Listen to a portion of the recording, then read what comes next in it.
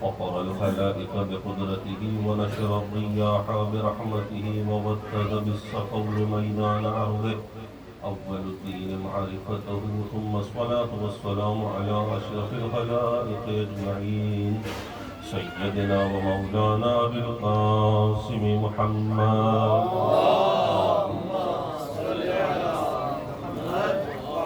وعلى أهل بيته الطيبين الطاهرين المعصومين المظلومين أما بعد فقد قال الله سبحانه وتعالى في محكم كتابه المبين وهو أصدق الصادقين وإذ قال ربك للملائكة إني جاعل في الأرض خليفة صلى الله عليه محمد اللهم صل على محمد وآل محمد.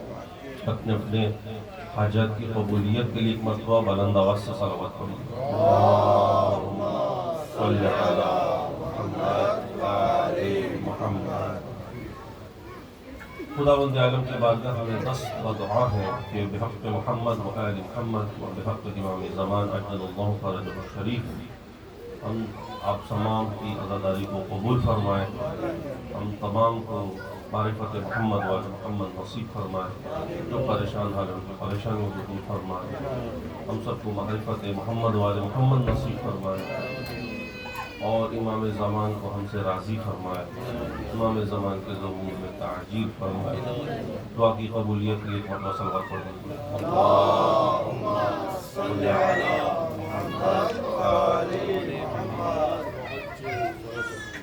بات شروع کرنے سے پہلے اگر آپ بیدار ہیں تو ایک مرتبہ علوی صلوات کی تلاوت کریں. اللهم صل على محمد وآل محمد. تکبیر، اللہ اکبر. نعرہ رسالت، یا رسول اللہ. نعرہ حیدری، یا علی. دشمن اہل بیت لعنہ، بے شمار. محمد و آل محمد قرآن صلوات. اللهم صل على محمد وآل محمد. خدا نے فرشتوں سے کہا کہ فرشتوں وَإِذْ قَالَ رَبُّكَ لِلْمَلَائِكَةِ، اور اس وقت کو یاد کرو جب تمہارے رب نے فرشتوں سے کہا، کیا کہا؟ اِنِّي جَاعِلٌ فِي الْأَرْضِ خَلِيفَةً، میں بنا رہا ہوں خلیفہ. اِنِّي جَاعِلٌ، میں بنا رہا ہوں. اب خدا بنا رہا ہے تو یہاں پر ایک اصول دے دیا کہ زمین پر ہادی ہوگا، رہنما ہوگا، جو میری طرف سے ہوگا وہ میں ہی بناؤں گا، میں ہی اعلان کروں گا، وہ کوئی اور نہیں بنا سکتا. انی جاعل، لوگ نہیں بنا سکتے. وہ شورا میں لوگ اکٹھے ہو کر کسی کو بنا لیں، لوگ نہیں بنا سکتے، میں بناؤں گا. انی جاعل فی الارض خلیفہ، اس زمین پر خلیفہ کون بنا رہا ہے؟ میں بنا رہا ہوں. اس کو لکھا قالوا اتجعل فیہا من یفسد فیہا ویسفک الدماء، تو اس کو بنائے گا جو زمین میں خون ریزی کریں گے، جو زمین میں فساد پھیلائیں گے، جو خون بہائیں گے، کیا ان کو بنائے گا؟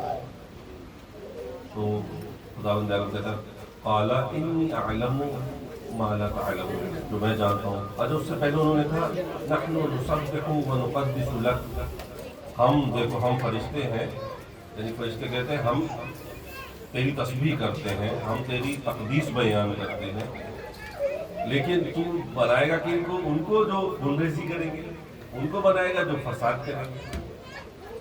تو سچی بات یہ ہے کہ آج کا اگر ماحول دیکھیں، آج کی گلوبل ورلڈ دیکھیں تو فرشتوں کا اعتراض تو صحیح ہے. پوری دنیا میں خون ریزی کرنے والا کون ہے؟ انسان. اس زمین پر انسانی انسان کو قتل کر رہا ہے، انسانی انسان کو مار رہا ہے، انسان کے بچوں کو مار رہا ہے، اور اپنے اپنے مفاد ہیں. فلسطین میں آپ دیکھ لیجیے اس طرح سے. امیر المومنین فرماتے ہیں ظلم ظالم جو بھی ہو مظلوم کے مددگار بنے، کونوا عونا للمظلوم، مظلوم کے مددگار بنا. مظلوم کوئی بھی ہو. اب فلسطین میں جو لوگ ہیں وہ ہمارے ہم فکر نہیں ہیں، ہم مکتب نہیں ہیں، لیکن مسلمان تو ہیں. اللہ کو تو مانتے ہیں، رسول کو تو مانتے ہیں. وہ نہ بھی مانتے ہو، انسان ہی ہو، تو کم سے کم ہم مظلوم کے حامی ہیں، مظلوم کی حمایت کرنے والے ہیں. ظلم ہو رہا ہے، جس پر بھی ہو رہا ہے غلط ہو رہا ہے، بچوں کو مارنا، تو یہ کیا ہے آج کی دنیا، آج کی دنیا۔ اور ظاہر ہے اپنا اسلحہ بیچنا ہے تو جنگ جاری کر دی، جنگ مسلط کر دی، بہرحال یہ مفاد ہے انسان کا۔ تو اس وقت اعتراض کیا تھا فرشتوں نے تو کوئی جنگ نہیں دیکھی تھی، کوئی خون ریزی نہیں دیکھی تھی، کسی کو نہیں دیکھا تھا، مگر کیونکہ روایات میں ہے کہ یہ بھی ہے کہ یہ حضرت آدم اس سے پہلے کئی مخلوقات گزر چکی ہیں، ہو سکتا ہے انہوں نے جنوں کو دیکھا تھا خون ریزی کرتے ہوئے، وہ جنوں کی مخلوقات، وہ انسان نہیں ہے۔ اور یہ بھی ممکن ہے کہ اس سے پہلے کئی آدم گزر چکا ہے، یہ حضرت آدم سے پہلے کئی مخلوقات گزر چکا ہے۔ تو بہرحال یہ ہمارے پاس روایات بھی ہیں، لیکن فرشتوں کا اعتراض نہیں ہے، انہوں نے کہا کہ اس کو بنائے گا جو خون ریزی کریں گے، لیکن اللہ نے کہا میں جانتا ہوں، میں جانتا ہوں وہ تم نہیں جانتے، مجھے معلوم ہے اس انسان میں وہ لوگ بھی پیدا ہوں گے جو تم سے بھی بڑھ جائیں گے، ایسے فرشتے صفت، یعنی کہ ان کو فرشتہ بھی نہ کہیے، وہ فرشتوں سے بھی بڑھ جائیں گے، یعنی وہ کمالات میں، وہ ریاضات میں ان کی روح اتنی کمال پر پہنچ جائے گی کہ وہ تم سے بھی بڑھ جائیں گے، اور کچھ ایسے ہوں گے کہ جن کی روح اتنی پست ہو جائے گی کہ وہ جانوروں سے بھی بدتر ہو جائیں گے، انہی انسانوں میں۔ تو انی اعلم ما لا تعلمون، تو میں جانتا ہوں تم نہیں، صلوات پر محمد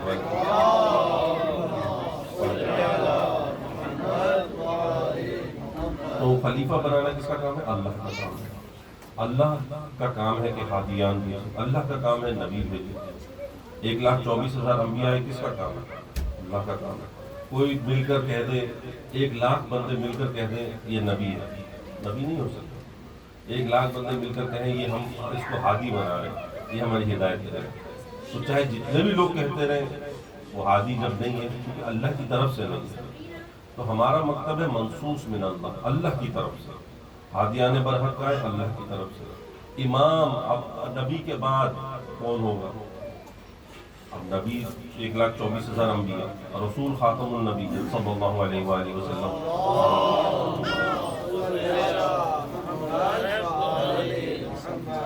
اب رسول ہے خاتم النبی، رسول پر وحی کا سلسلہ ختم ہو گیا، رسول ہے افضل کائنات، اور رسول جو دین لے کر آئے وہ قیامت تک رہے گا، رسول جو کتاب لے کر آئے وہ قیامت تک رہے گی، قرآن، اور قرآن ہے معجزہ، اور رسول جو پیغام دے کر گئے وہ قیامت تک ہے، رسول نے جو حلال کیا وہ قیامت تک حلال ہے، رسول نے جو حرام کیا وہ قیامت تک حرام ہے، رسول نے جو کچھ دیا ہمیں حکم ہے کہ وہ لے لیں، جس سے منع کیا حکم ہے کہ اس سے رک جائیں، صحیح ہے نا؟ تو اب رسول کے بعد، رسول ادھر گئے، آنکھیں بند ہوئی رسول کی، اب رسول کے بعد کون ہوگا؟ قیامت تک دنیا کو آنا ہے، قیامت تک جانا ہے اس سلسلے کو، اب رسول کے بعد کون ہوگا ہدایت کرنے والا؟ رسول کے بعد کون ہوگا یہ قرآن پڑھ کر سنانے والا؟ یا قرآن میں کوئی مسئلہ کسی کو پیش آ گیا تو کس سے پوچھے گا؟ یہ ایک بنیادی سوال ہے، یہ ایک سوال ہے کہ رسول کے بعد کون ہوگا؟ صلوات پر محمد والے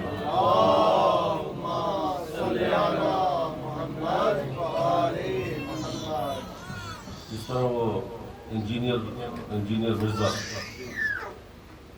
وہ کہتا ہے کہ رسول کے بعد جو ہادی ہے وہ قرآن ہے، رسول کے بعد ہادی کون ہے؟ قرآن ہے، اور قرآن سے ہم ہدایت لیں گے کیونکہ حضور قرآن چھوڑ کر گئے اور قرآن ہماری ہدایت کرے گا، ٹھیک ہے؟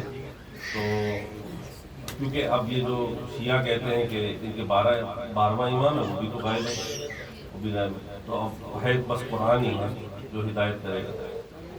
تو میں پوچھتا ہوں اب قرآن ہدایت کرے گا، اول تو آپ یہ بتائیے کہ حضور نے کب یہ کہا کہ میرے بعد قرآن ہدایت کرے گا؟ کسی حدیث میں نہیں ملے گا آپ کو، کسی نہ سنی نہ شیعہ کہ حضور نے کہا کہ میرے بعد قرآن ہدایت کرے گا، کسی سے ہدایت لے لینا، کسی کو پڑھنا تو تمہیں ہدایت مل جائے گی۔ تو اول تو یہ بھی نہیں ہے۔ اچھا اگر قرآن ہدایت کرنے والا تو رسول کے زمانے میں اس طرح سے پرنٹڈ قرآن تو تھا نہیں جو چھوڑ کے گئے کہ یہ لو یہ قرآن چھوڑ کے جاؤ، حضور نے تو کہا تھا انی تارک فیکم الثقلین کتاب اللہ و عطرتی اہل بیتی، میں چھوڑ کر جا رہا ہوں دو وزنی چیزیں، دو ثقلین چھوڑ کر جا رہا ہوں تمہیں، کیا؟ ایک قرآن، ایک اہل بیت۔ ما ان تمسکتم بہما لن تضلوا بعدی، اگر تم ان سے تمسک اختیار کرو گے تو کبھی گمراہ نہیں ہوگے۔ یعنی اگر قرآن کو چھوڑ دیا، اہل بیت کو پکڑ لیا تو یہ بھی گمراہی ہے، اور قرآن کو صرف تھامے رہے، اہل بیت کو چھوڑ دیا تو یہ بھی گمراہی ہے۔ دونوں کو ساتھ رکھنا ہے۔ تو قرآن سمجھ نہیں آ سکتا اہل بیت کے بغیر، اہل بیت کا مقام سمجھ میں نہیں آئے گا اگر قرآن نہیں پڑھو گے۔ محمد وعلى محمد بلند الصلوات اللهم صل على محمد وآل محمد۔ قرآن اور اہل بیت دو برابر ثقلین رسول نے کہا۔ اب ملعین کی چھپی ہوئی جو صحیح بخاری ہے اور صحیح مسلم، اس میں بھی جو نسخے ہیں، اب تو ایڈیٹنگ کر دی، بہت سے نسخے ایسے چھپ رہے ہیں جس میں انہوں نے حدیث ہی نکال دی اور بہت سی چیزیں نکال دی، لیکن اس وقت کی چھپی ہوئی اس میں بھی یہ حدیث مل جائے گی، انی تارک فیکم الثقلین کتاب اللہ و عطرتی اہل بیتی۔ اب کر دی انہوں نے سنتی کئی جگہوں پر کہ میں دو چیزیں چھوڑتا جا رہا ہوں، قرآن اور اپنی سنت۔ تو ہم کہتے ہیں کہ نبی کی سنت، اگر سنت کی بات ہے نا، تو جس طرح نبی کے صحیح سنت پر چلنے والے سنی ہیں، وہ تو ہم ہی ہیں، وہ تو ہم ہی ہیں، کیونکہ رسول نے جس طرح سے کہا ہم نے تو اسی طرح سے کیا رسول نے۔ تو یہ ایک منطقی اور یہ عقلی اور یہ ایک تاریخی بحث ہے کہ رسول کے بعد کون ہوگا جانشین۔ تو ایک فرقے نے تو دوسرا سلسلہ کیا، ہم کہتے ہیں رسول کے بعد کوئی ایسا ہونا چاہیے جو رسول جیسا ہوگا، کیونکہ رسول کے بعد اس منصب پر رسول جیسا۔ اب فطری چیز ہے نا کہ اب کلاس میں کوئی سبجیکٹ پڑھا رہا ہوں، کوئی پروفیسر کچھ پڑھا رہا ہے تو سائنس کا یا میتھمیٹکس پڑھا رہا ہے، تو وہ اب وہ چھٹی پر جاتا ہے تو وہ کسی ایسے کو اپنی جگہ بٹھا کر جائے گا، چھوڑ کر جائے گا، اس کی ریپلیسمنٹ میں وہ آئے گا جو اتنا اہل ہوگا کہ وہ پڑھا سکے۔ یہ تو ایک منطقی سا ایک وہ ہے کہ وہ ایسے کو تو نہیں کسی کو بھی اٹھا دیا، ہاں تم اپنے سے بنا لو گروپ میں جو بھی پڑھانا چاہے، ایسا نہیں ہو سکتا۔ یہ تو دنیا کا یہ اصول ہے۔ تو قرآن کے اتنے مسائل، حلال حرام، تفسیر، تعویل، اسلام کی مختلف جو حضرت آدم سے چلا اور اب تک اور قیامت تک آنے والے مسائل، ایسا عالم ہو جو رسول کی جگہ پر بیٹھے، ایسا نہ ہو کہ جو بیٹھتا ہی اعلان کر دے کہ بھائیو اگر میں اچھی بات کروں تو میری تائید کرنا، اگر ادھر ادھر ہو جاؤں تو مجھے سیدھے راہ پر لے آنا۔ ایسا نہ ہو کہ جو کہے کہ اگر آپ نہ ہوتے تو میں ہلاک ہو گیا ہوتا۔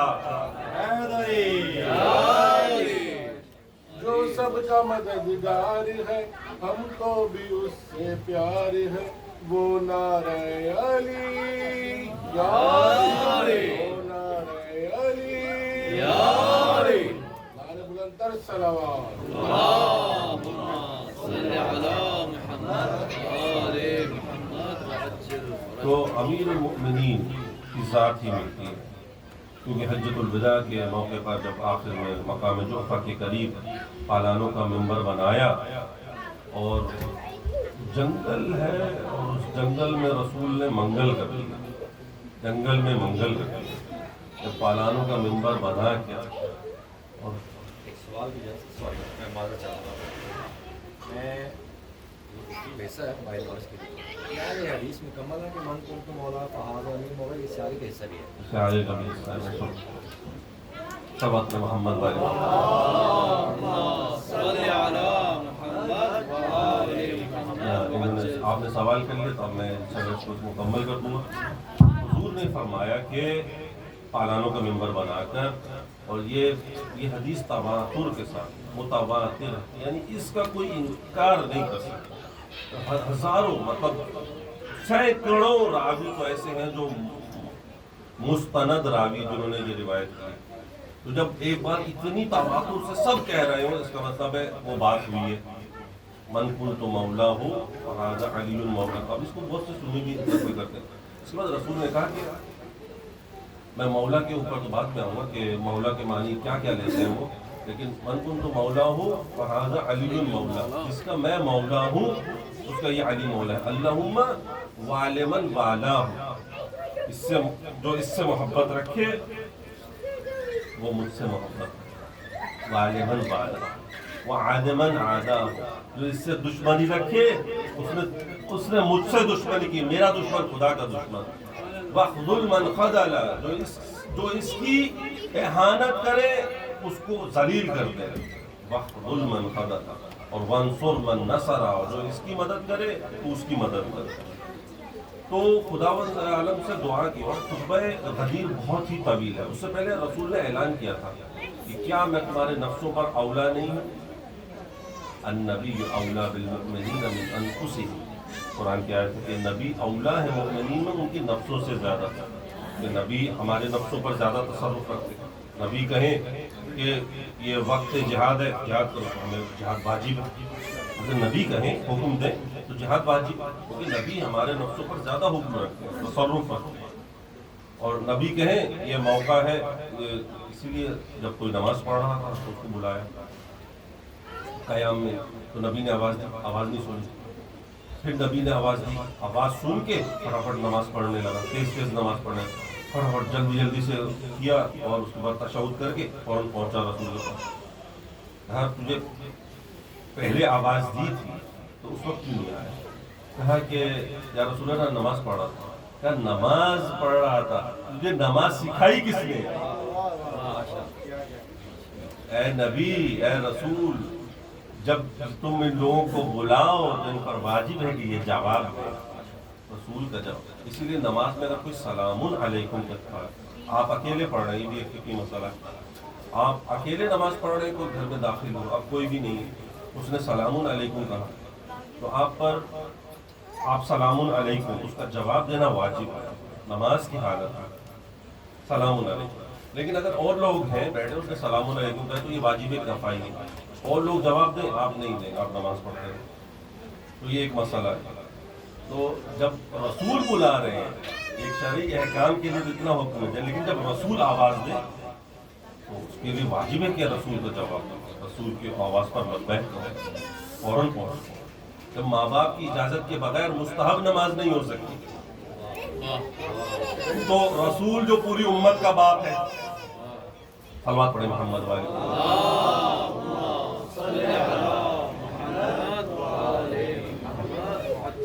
تو عزیزان، رسول کے بعد کون؟ ہم نے کہا کہ مولا علی. وہ ہم نے کس نص سے کہا؟ ہم نے کہا کہ لوگ نہیں بنا سکتے، ہم ڈیسائیڈ نہیں کر سکتے. رسول کے بعد وہی ہوگا جو رسول جیسا ہوگا. رسول کے بعد وہی ہوگا جس کے لیے رسول نے کہا انا وعلی من شجرۃ واحدہ، میں اور علی ایک ہی شجرے سے ہیں، ایک ہی شجر سے پیدا ہوئے. وسائر الناس من شجر شتیٰ، دوسرے لوگ دوسرے شجر سے درخت سے پیدا، اور مخلوقات دنیا دوسرے درخت سے. میں اور علی، انا وعلی من نور واحد، میں اور علی ایک نور سے ہیں. انا وعلی من ابو هذه الامہ، میں اور علی اس امت کے باپ ہیں، اس امت کے باپ ہیں. اسی لیے امت کے باپ ہیں. رسول اور علی کا مرتبہ ایک ہے، اسی لیے جب رسول جائیں گے اور علی کا مرتبہ بھی وہی ہوگا جو رسول کا ہے. اسی لیے مولا علی کسی کو کہہ سکتے ہیں کہ یہاں سے چلی جاؤ، نہیں تو مجھے وہی حق ہے جو رسول کا ہے.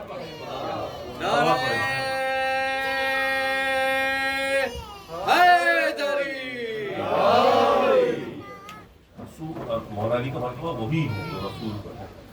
لیکن اسلام کی ایک تاریخ پر اب باتیں چھوڑ کر، کیونکہ تاریخ تو بہت ہے مولا امیر المومنین، اس میں باتیں کہنے کے لیے، لیکن ایک ایک ورق پر ذوالعشیرہ سے چلیے غدیر تک. غدیر آخری معرکہ تھا، آخری ایک ایونٹ تھا جو اہم تھا. ایک ایک سطر میں علی ہے، یعنی کوئی بھی معرکہ اسلام کا بغیر علی کے مکمل نہیں. دعوت، ہجرت، بدر، احد، خیبر، خندق، ایک ایک ورق پر خط جلی سے لکھا ہے ایک نام، علی کا نام۔ علی کے نام کا ورد وظیفہ کرتے گزری عمر تمام، علی کا نام۔ صلوات حیدری صلی علی محمد وآل محمد برائے عظمت معصومین بلندر صلوات۔ صلی علی محمد وآل محمد وعجل فرجهم۔ کیوں مجھے یاد آ گیا نشانہ تھا جوادی صاحب کا یا مرحوم بابا فراد یا کسی اور عالم دین کا، باہر نام ذہن میں نہیں آ رہا۔ کیوں جلتا ہے علی کے کمالات دیکھ کر، کیوں جلتا ہے علی کے کمالات دیکھ کر، عزت خدا بھی دیتا ہے اوقات دیکھ کر۔ حیدری اسی لیے امیر المؤمنین کا وہ مقام ہم نے ان کو مانا، لیکن ان کے بعد جب یہ ظاہر ہے جب ان کی وصال ہونے لگا رسول خدا کا، رسول خدا بستر پر ہے، اور یہ صحیح بخاری میں یہ حدیث موجود ہے اور مختلف اہل سنت کے منابع میں، طبقات ابن سعد، تو ایک مرتبہ رسول خدا نے کہا لاؤ میں قلم دواتوں میں کچھ لکھ دوں، ایسا مؤثر لکھ دوں جس کے بعد کبھی گمراہ نہیں ہو۔ تو ساتھ کھڑے ہوئے صاحب نے کہا کہ ہمیں تو قرآن کافی ہے، ہمیں تو قرآن کافی ہے۔ یہ رسول کے اوپر درد اور یہ جو ذہن کا جو درد ہے یہ اس نے اثر کر دیا، رسول کے اوپر زیان کا اثر ہو گیا، تو رسول ایسے ہی ہمیں قرآن کافی ہے۔ تو اس کے بعد یہ قرآن کافی ہے، لیکن جب سیدہ جاتی ہیں تو حدیث سنا رہے ہیں، قرآن کافی ہے۔ تو یہ عجیب ایک تاریخ ہے۔ اچھا اس کے بعد ہمارا جو سلسلہ ہے وہ معصوم منصوص من اللہ، جو میں نے عرض کیا، یعنی رسول اعلان کرتے تھے اللہ کی طرف سے ہادی برحق ہے مولا علی۔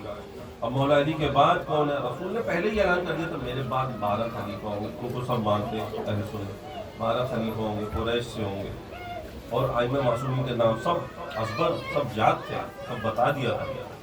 تو ایک ہی سلسلہ وہ چل رہا ہے، اس لیے ہماری نماز بھی ایک ہی طرح کی ہوتی ہے، لیکن جب دوسروں نے مانا وہ دوسرا طریقہ تھا۔ انہوں نے پہلے شورا بنائی، اس کے بعد سقیفہ میں بیٹھ کر انہوں نے آپس میں ڈیسائیڈ کیا کہ یہ خلیفہ ہوں گے۔ جب ان کو خلیفہ بنا لیا، پہلے خلیفہ اس طرح بنے، دوسرے خلیفہ کس طرح بنے، پہلے خلیفہ نے اپوائنٹ کر دیا، تیسرے خلیفہ 6 نام دے دیے، ان میں سے ایک کو چن لیا جائے۔ تو کوئی طریقہ بھی کسی سنت سے ثابت نہیں ہے۔ اور جب مولا علی کی باری آئی 36 ہجری میں تو کہا گیا کہ اب سارے لوگ اکٹھے ہو کے آگے کہ ہم آپ کی بیعت کرتے ہیں، ہم آپ کی بیعت کرتے ہیں۔ اصلی شورا وہ تھی جس پر تینوں نے عمل نہیں کیا، چوتھی مرتبہ ہم تو کہتے ہیں کہ رسول کے بعد ہی پہلے مولا علی کا بلا فصل، لیکن چونکہ وہ تینوں جو تھے وہ اس کیٹیگری میں پورے نہیں ہوتا تھے کسی بھی کیٹیگری میں، لیکن چوتھی جو خلیفہ بنے انہوں نے صحیح طور پر وہ اپنایا۔ صلوات پڑھیں محمد والے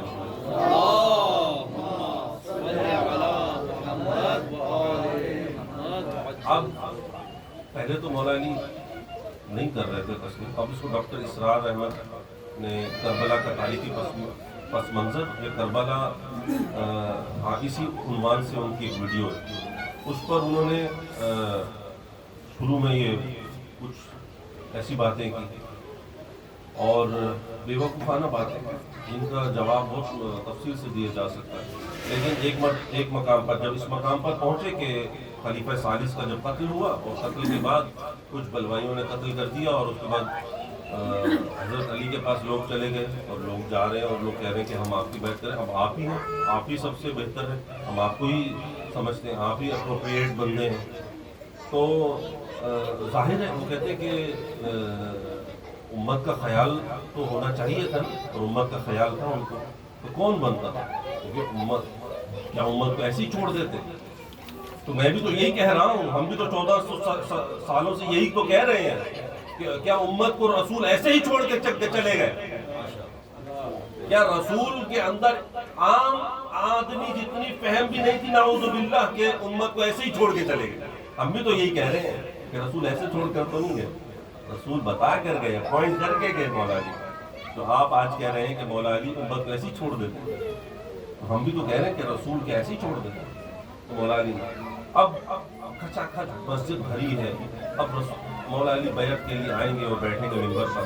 अब चेमगुइयाँ हो रही हैं, अब सब लोग हैरान हैं कि अली किस तरह से आकर अब बैठेंगे और किस तरह से आकर खिताब करेंगे, क्योंकि पहले खलीफा को हमने तो देखा है कि रसूल के एहतराम में एक सीढ़ी नीचे बैठे, मिंबर के ऊपर बिल्कुल अर्शे पे नहीं बैठे, तो दूसरे खलीफा उनके एहतराम में ज़रा नीचे, और तीसरे का तो हाई मसला दूसरा।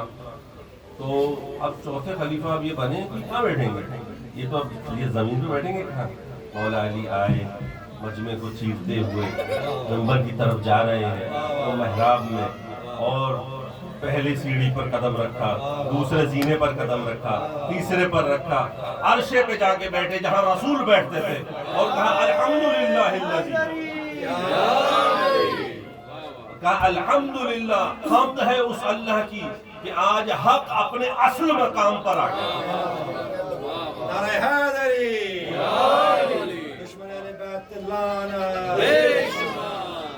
हम्द है उस अल्लाह की आज हक अपने असल मकाम पर आ गया। रसूल और मौला अली ने आके बता दिया, असल बिला फसल मैं ही नहीं। डॉक्टर ताहिरुल कादरी कहते हैं मौला अमीरुल मोमिनीन की जो विलायत है रसूल के बाद, रूहानी तौर पर बिला फसल वही है, रूहानी तौर पर सिलसिला वही है, लेकिन ये जो जाहिरी है खिलाफत, उनमें जाहिर है वो है मरातिब, वो है आते हैं, लेकिन बिला फसल मानवी तौर पर यही है। और कादरिया हो, चिश्तिया हो, सोरवर्दिया हो, या कोई भी आप नाम ले लें, ये जो सिलसिले हैं नक्शबंदी, और ये सब अपने आप को एहतराम दिलवाने सब पहुंचाते हैं आखिर में मौला अली तक, सिलसिला मौला अली तक पहुंचा। ये हमारा जो सूफियाना सिलसिला है यहाँ से चला मौला अली। सलवात पढ़े मोहम्मद वाली।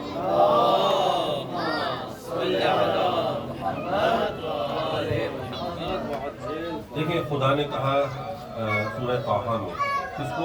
हजरत मूसा और हारून, हजरत हारून भाई हैं हजरत मूसा के, कहा इज़हब इला फिरऔन इन्नहु तग़ा। दो तरीके से आया, पहले तो हजरत मूसा को कहा कि तुम फिरऔन की तरफ जाओ, वो बागी हो गया, फिर कहा इज़हबा इला फिरऔन इन्नहु तग़ा, तुम दोनों जाओ, वो बागी हो गया, और उससे ज़रा आराम से गुफ्तगू करना है, उसकी कौल में ज़रा आराम से उसको समझाने के लिए।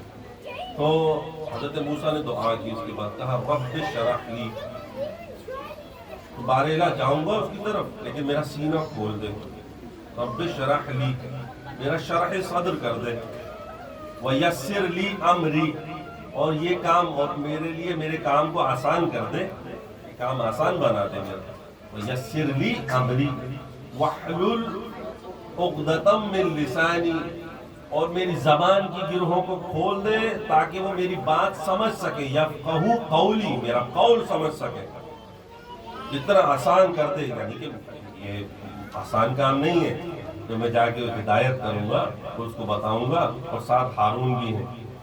तो फिर क्या कहा, रब्बि शरह ली सदरी वयस्सिर ली अमरी वहलुल उक़दतम मिन लिसानी यफ़क़हू कौली, और क्या कर दे, मेरी जबान की गिरहों को खोल दे ताकि मैं वो ऐसे बात करूं उनसे कि वो मेरी बात समझ सके, मेरा कौल समझ सके। और उसके बाद कहा कि ये जो हारून है मेरा भाई है, इसको मेरा वजीर बना दे, इसको मेरा वजीर बना दे, और मेरे कामों में इसको वाशरिकहु फी अमरी, और इसको मेरे कामों में शरीक कर दे, मेरी कमर को मजबूत करने वाला बना दे। कौन दुआ करता? हजरत मूसा। और रसूल ने कहा, रसूल आज़म ने बुखारी में सवात मोहम्मद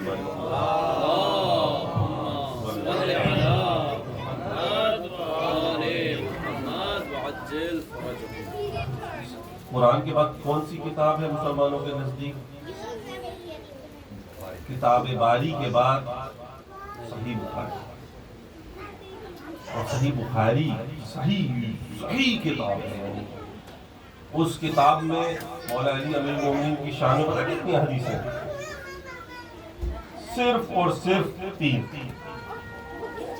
فضائل امیر المؤمنین کے باب میں صحیح بخاری نے 7 لاکھ حدیثوں میں سے چھانتے انہوں نے کہا میں نے اتنی حدیثیں دیکھی بس صحیح مجھے یہی 7000 ملی۔ ان 7000 میں امیر المؤمنین کا حصہ صرف 3 حدیثیں، صحیح بخاری میں صرف 3 حدیثیں، اور اس میں من کنت مولا کا ذکر نہیں، جو تمام جمہور علماء نے جس کا ذکر کیا ہے تواتر کے ساتھ، اس کا ذکر ہی نہیں ہے صحیح مسلم اور صحیح بخاری میں۔ اس میں لیکن یہ حدیث ہے، یا علی انت منی بمنزلت ہارون من موسیٰ الا انہ لا نبی بعدی، یا علی تجھ کو مجھ سے وہی نسبت ہے جو ہارون کو موسیٰ سے تھی، مگر میرے بعد کوئی نبی نہیں ہے۔ موسیٰ کے بعد تو ہارون نبی تھے، لیکن میرے بعد کوئی نبی نہیں ہے۔ تو ہارون کے لیے دعا کیا مانگ رہے ہیں موسیٰ کہہ رہے ہیں اس کو میرا وزیر بنا دے، اس کو میرے کام میں میرا شریک بنا دے۔ اور اسی طرح حضور نے پھر دعا مانگی، قل رب ادخلنی مدخل صدق واخرجنی مخرج صدق، بار الہ مجھے اس طرح شان سے داخل کر، رب ادخلنی مدخل صدق، سچائی کے ساتھ داخل کر، واخرجنی مخرج صدق، اور سچائی کے ساتھ نکال، یعنی شہر مدینہ مکہ میں داخل کر اور ادھر نکال۔ وجعل لی، اس طرح انہوں نے کہا وجعل لی وزیرا من اہلی، وجعل لی میرے لیے قرار دے ایک وزیر، ہارون اخی، جو ہارون ہے اور میرا بھائی ہے۔ اسی طرح حضور نے بھی دعا کی وجعل لی میرے لیے قرار دے من لدن کا اپنے پاس سے سلطان النصیرہ، ایک ایسا سلطان، ایک ایسا مددگار جس کی مثل کوئی ہو ہی نہ۔ رب ادخلنی مدخل صدق واخرجنی مخرج صدق واجعل لی من لدنک سلطانا نصیرا، ناصر مدد کرنے والا، ناصر مدد کرنے والا، اور نصرت مدد، نصیر وہ مدد کرنے والا جس سے ملکہ نصرت سلب نہ ہو، ملکہ نصرت سلب نہ ہو۔ صلوات پڑھیں محمد والی۔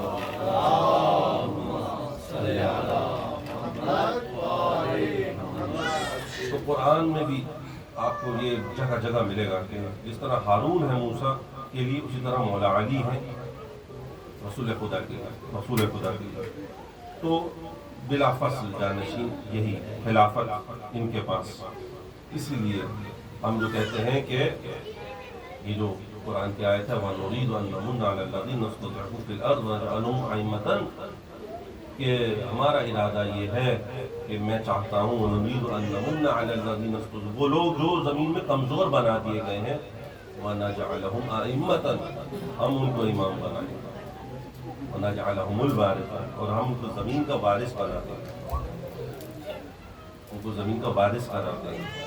تو یہ ائمہ معصومین کے لیے امام سے پوچھا گیا کس کے لیے، تو کہا رسول نے یہ خداوند عالم کیا کہہ رہا ہے ہمارے لیے، ائمہ اہل بیت کے لیے۔ تو ہمارا سلسلہ وہ منصوص من اللہ ہے، ہم بنائیں گے نہیں، ہم تسلیم کرتے ہیں۔ اور تسلیم کیسے کرتے ہیں؟ رسول نے جو کہہ دیا، رسول جو دے وہ لے لو، رسول جس سے منع کر دے فنہا تم فانتہوا، اس سے رک جاؤ۔ تو یہ ہمارا کرائٹیریا۔ لیکن اب خلیفہ اول کے دور میں صلوات پر محمد والے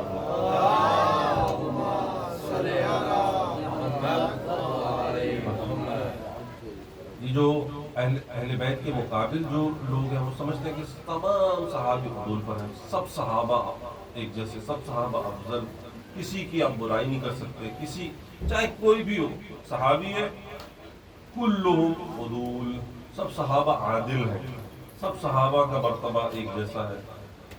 اب چاہے ایک صحابی نے دوسرے کو قتل کیا ہو، ایک صحابی نے دوسرے پر الزام لگایا ہو، جو کہ ہوا، مالک بن نویرہ صحابی رسول تھے، رسول نے ان کو عامل زکوٰۃ بنایا تھا، صدقات پر معمول کیا تھا کہ یہ لیں گے، اور بہت ہی نیک اور امن پسند صحابی مالک بن نویرہ، یعنی رسول کے زمانے میں ان کی ایک مرتبہ تھا، اس سے پہلے بھی وہ بت پرستی وغیرہ اس میں نہیں تھے، لیکن جب یہ خلیفہ اول اور خالد بن ولید، اور ظاہر خالد بن ولید ان کے جاتے ہیں ادھر اور زکوٰۃ کے بہانے ان کا قتل کر دیتے ہیں، زکوٰۃ کے بہانے قتل کر دیتے ہیں۔ اور علامہ امینی لکھتے ہیں، علامہ امینی جو صاحب الغدیر ہیں، علامہ امینی لکھتے ہیں کہ چونکہ ان کی زوجہ پر نظر پڑ گئی تھی خالد بن ولید۔ اب یہ خالد بن ولید کون ہے؟ جن کو مسلمان کہتے ہیں سیف اللہ، اللہ کی تلوار، یہ اللہ کی تلوار ایسی ہوتی ہے۔ مالک بن نویرہ کا قتل کیا اور ان کی زوجہ سے نکاح کیا، اور جو ولیمے کی دیگ پکی، اب یہ میں اپنی طرف سے نہیں کہہ رہا، یہ تاریخ کی کتابوں میں، ولیمے کی جو دیگ پکی اس کے نیچے لکڑیاں کی آگ نہیں جلائی گئی، مالک بن نویرہ کا سر رکھا گیا، اور جو دوسرے ان کے ساتھی تھے ان کو قتل کیا، ان کا سر رکھا، اس کی دیگ پکائی تھی۔ یہ جب پہنچے اور جب خلیفہ دوم کو پتہ لگا، انہوں نے کہا تم نے یہ غلط کام کیا، تجھے سنسار کروں گا۔ لیکن خلیفہ اول نے کہا نہیں، خلیفہ اول کو معلوم تھا غلط کام، لیکن کہا کہ تو اس کی زوجہ کو طلاق دے، زوجہ کو طلاق دے دے، اور میں دیت دینے کے لیے تیار ہوں اس کی والدہ کو، مالک بن نویرہ۔ اس کا مطلب ہے آپ دیت دینے کے لیے تیار ہیں، اس کا مطلب ہے خون بہایا گیا اس کا۔ آپ سمجھتے ہیں کہ وہ حق پر تھا مالک بن نویرہ، اتنا تو سمجھتے ہو، لیکن اتنی ہی دیانت کر لیتے کہ اس کو معزول کر دیتے، اس کو نکال دیتے، سنسار نہیں بھی کیا، اس کو قتل نہیں بھی کیا، کم سے کم اتنا ہی کر دیتے۔ تو کہتے ہیں نہیں، جو تلوار اب نکل گئی ہے اللہ نے نکالی ہے، میں وہ واپس نہیں کروں گا۔ تو اللہ نے نکالی ہے تلوار، یہ اللہ نے کہا تھا مالک بن نویرہ کا قتل کرو، رسول خدا کا صحابی اس کو قتل کرو۔ تو یہ اگر ایسے کام یہ مسلمانوں نے یہ اس طرح سے کرنے تھے، تو اب ہم علامہ امین نے اس پر حاشیہ لکھا، اس پہ کہا کہ وہ کون سا گناہ تھا جو مالک بن نویرہ نے کیا تھا جس کی وجہ سے وہ قتل ہوئے؟ کون سا گناہ تھا؟ کیا اس نے کوئی ایسا گناہ کیا؟ وہ رسول اللہ پر ایمان رکھتا تھا، وہ اللہ پر ایمان رکھتا تھا، وہ مسلمان تھا، صرف اس وجہ سے کہ وہ ایک خاص بندے کو زکوٰۃ نہیں دے گا تو اس وجہ سے کوئی مرتد ہو جاتا، کوئی مورد کافر ٹھہرایا جاتا ہے، ایسا تو نہیں ہوتا۔ اسی وجہ سے اسلام بدنام ہوا۔ یہ اسلام بدنام آج طالبان اور داعش کی وجہ سے نہیں ہے، یہ وہ روایت وہاں سے چلی ہے، یہ وہ دہشت گردی وہاں سے، رسول کے بعد جب دہشت گردی شروع ہوئی یہ وہاں سے چلی۔ صلوات پڑھیں محمد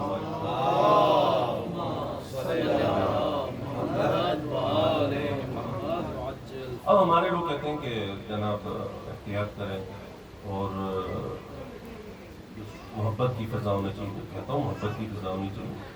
ہمارے دوست ہیں اہل سنت برادران، ہم احترام کرتے ہیں عقیدوں کا، لیکن ہمارا جو اختلاف ہے وہ اختلاف ہے، لیکن ہم احترام کرتے ہیں، ہم ان کے ساتھ رہتے ہیں، ہم ان کے ساتھ کھاتے ہیں، ہم ان کے ساتھ پیتے ہیں۔ ہمارے مہاراجوں نے کہا ہے کہ ان کو برا نہ کہو اور ہم برا نہیں کریں۔ ہم تو تاریخ پڑھ رہے ہیں، تاریخ پڑھنے میں تو اپنے بچوں کو بھی نہ بتائیں، کیا اپنے آنے والی نسلوں کو نہ بتائیں کہ کیا ہوگا، کل کو سب غدیر بھول جائیں، کل کو سب ثقیفہ بھول جائیں، کل کو سیدہ کا حق بھول جائیں۔ سب صحیح تھا، سب لوگ حق پر تھے، تو ایسی نسلیں پیدا ہوں گی سب حق پر۔ ہمارے مہاراجی نے کہا احترام کرو، سنی ہمارے بھائی ہیں، احترام کرو، لیکن کیا ہم اتنا احترام کریں کہ ہم وہی بن جائیں؟ ایسا نہیں ہو سکتا۔ احترام اپنی جگہ پر، مگر یہ کہ یہ باتیں بتانا بھی ضروری ہے اور پتہ ہونی چاہیے، لیکن ایک وحدت کی فضا وہ اور چیز ہے۔ ہم لا الہ الا اللہ پڑھے کرتے ہیں، محمد رسول اللہ پڑھے کرتے ہیں، کعبہ پڑھے کرتے ہیں، ٹھیک ہے، ہم اسلام پر اکٹھے ہیں۔ جس پر مسلمانوں کو اکٹھے ہونا ہے اس پر اکٹھے نہیں ہوتے۔ فلسطین کے مقابلے میں لڑو، 57 ملک کیا ستو پیا بھائی، 56 اسلامی ملک، اور اعتراض کرتے ہیں کہ اس کے خلاف کیوں نہیں اٹھ رہے؟ یہ یورپ جو ہے یہ یوکرائن میں جنگ لڑ رہا ہے اور اس کے اوپر تو بولتے ہیں، اور یہ یورپ کیوں نہیں بول رہا؟ اور بھائی یورپ نے کیا ٹھیکہ لیا ہوا ہے؟ جب آپ 56 اسلامی ممالک نہیں بولتے تو یورپ کیوں بولے گا؟ اور بولنا بھی نہیں چاہیے. جب آپ لوگ سو رہے ہیں تو پھر غفلت کی نہیں. ایک ہی ملک ہے جو بولتا ہے, ایک ہی ملک ہے جو مدد کرتا ہے, ایک ہی ملک ہے جو فلسطین کی آواز میں آواز ملاتا ہے. کیونکہ آپ اس کو نہیں مانتے, اس لیے آپ ہمارے ساتھ نہیں. صلوات پڑھیں محمد والے.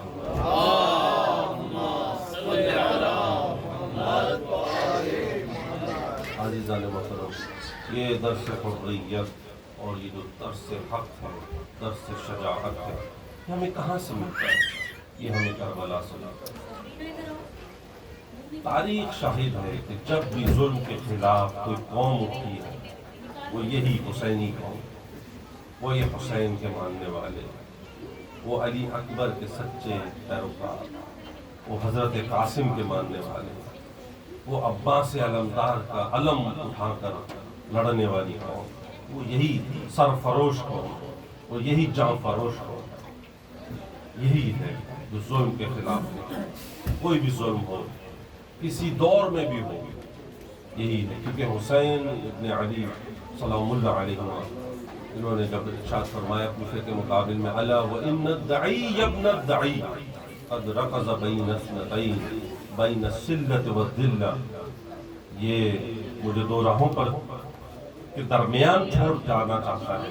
یہ چاہتا ہے, یہ ابن زیاد, مولا نے اشارہ کیا, یہ چاہتا ہے, کیا چاہتا ہے کہ میں دو راہوں کے درمیان چھوڑ دوں, ایک کو چن لوں, ذلت یا عزت, بین السلۃ والذلہ.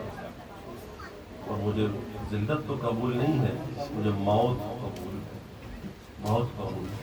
اسی لیے عزیزان محترم, 72 شہداء جس طرح میں عرض کر چکا ہوں, ان میں کیا کیا سرفروش شہداء تھے, جن میں نے سب سے پہلے عرض کیا تھا قیس بن مصعب سیداوی, اور پھر ہانی بن عروہ, اور مسلم بن عقیل کی آپ شہادت سن چکے ہیں, اور حبیب ابن مظاہر, اور مسلم بن اوسجہ, زہیر ابن تین بجلی, حر, علی بن حر, اور یہ سب, اور عابس بن شبیب شاکری, اور جون.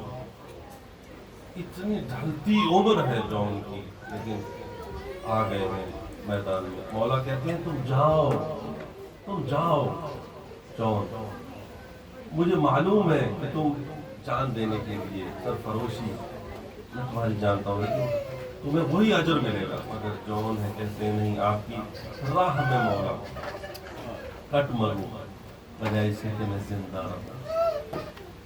عابس بن ابی شبیب شاکری, ان کا کیا مرتبہ ہے, بیٹا قتل ہو گیا, خود میدان میں آئے, اور اتنے بہادر, اتنے شجی کہ الا رجل, کہ پکار کر رجس پڑھتے ہیں کہ ہے کوئی مرد تو آئے مقابلہ کرے. کوئی نہیں آتا, سب دیکھ رہے ہیں. عمر ابن سعد کا لشکر وہ بھیجتا ہے, کوئی جان نہیں رہا, ایک ایک کر کے, کوئی مقابلہ نہیں کرنا چاہتا. پھر رجس پڑھتے ہیں, کوئی ہے مرد تو آئے مقابلہ کرے. کوئی نہیں آتا, زرہ اتار دیتے ہیں, اس کے بعد خول اتار دیتے ہیں, اس میں کہتے ہیں اب آتا مقابلے.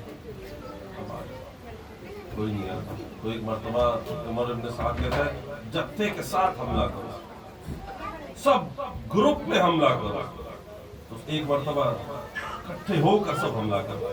اتنی ہمت نہیں ہے کہ عابس بن شبیب شاکری سے لڑے, مگر جب سب حملہ کرتے ہیں, کوئی پتھر مارتا ہے, کوئی ٹوٹے ہوئے ٹکڑے مارتا ہے تلواروں کے, اور عابس بن شبیب شاکری ان پر شہید ہو جاتے ہیں.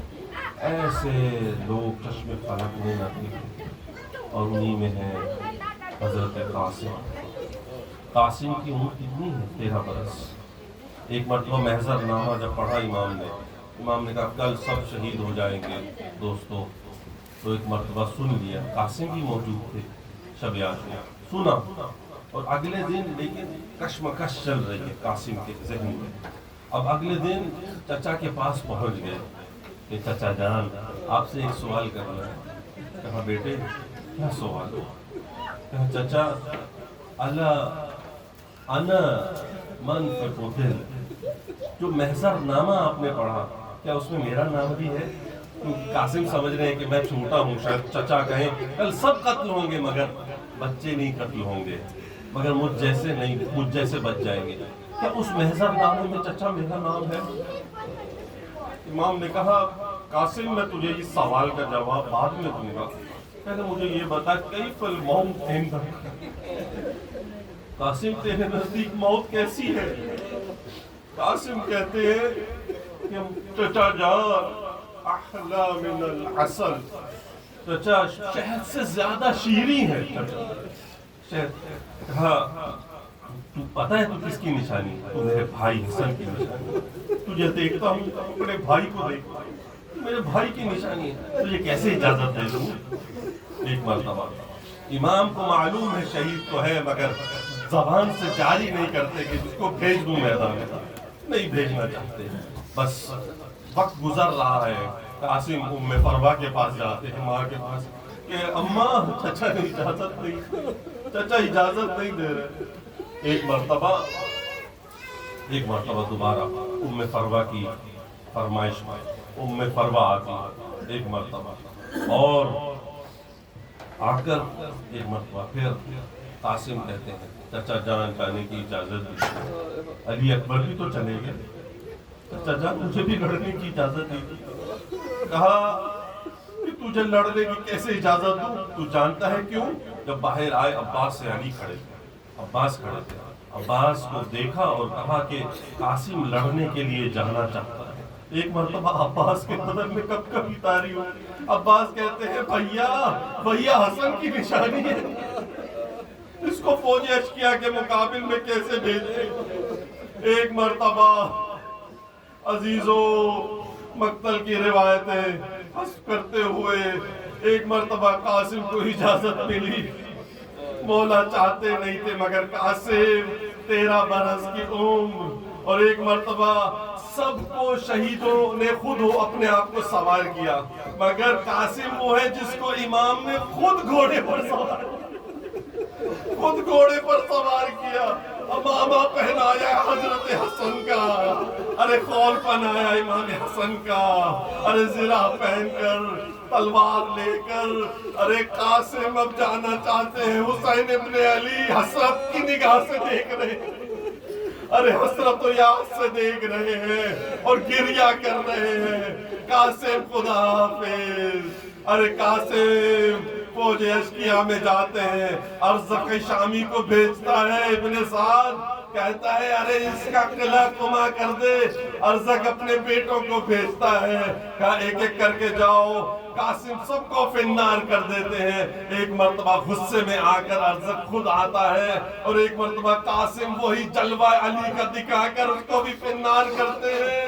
ارے ایک مرتبہ قاسم پیاس کی شدت سے چانپ لب ہے، ارے چچا پانی مل جاتا، ارے تو آج جنگ دکھا دیتا، مگر قاسم ایک مرتبہ ارے بھالا لگا، کہیں سے تلواریں آئیں، کہیں سے تیر آئے، ارے قاسم فوج اشکیا میں گھرا، ارے امام حسین کو جو ہی پکارا یا اللہ، امام حسین بجلی کی تیزی سے پہنچے اور دیکھا، ارے کچھ کو فنار کیا اور قاسم کا سر اپنی گود میں لیا۔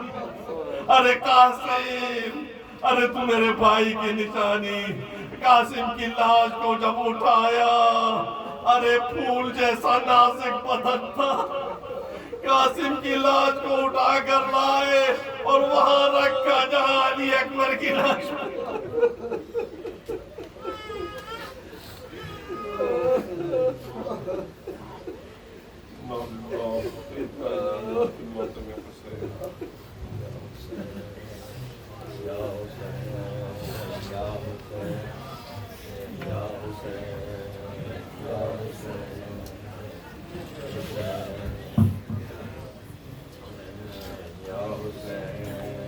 یا حسین